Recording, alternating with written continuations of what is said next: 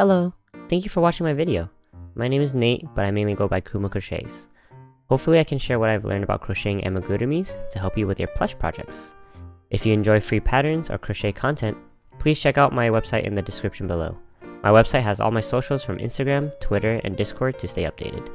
I'll also be linking all the tools and materials that I use for my projects, which are also in the description, from yarn, hooks, and accessories. Let's get to it. So for this video, I'm going to teach you how to do an invisible decrease. I have a project right here, and I've made it a bit easier to see the stitches. What we're going to do is we're going to be working only in the front loops.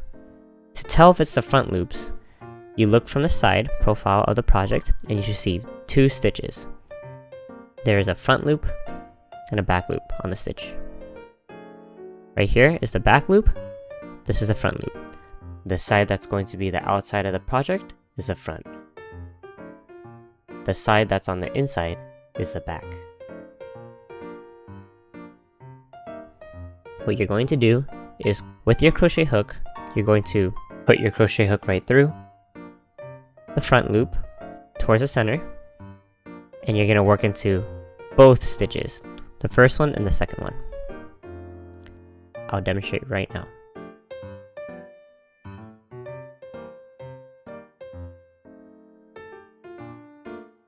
Go through the front, through the center, and you're going to have two loops.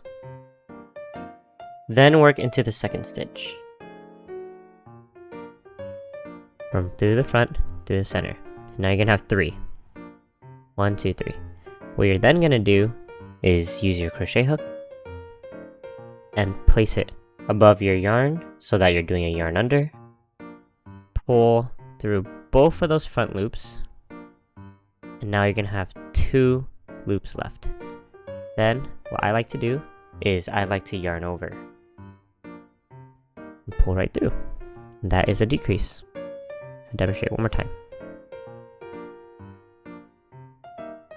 Front loop. Front loop. Yarn under. Pull through. Now I have two. Yarn over. Let's try one more time. Front loop,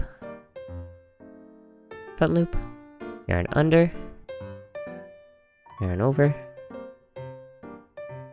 and that is a decrease.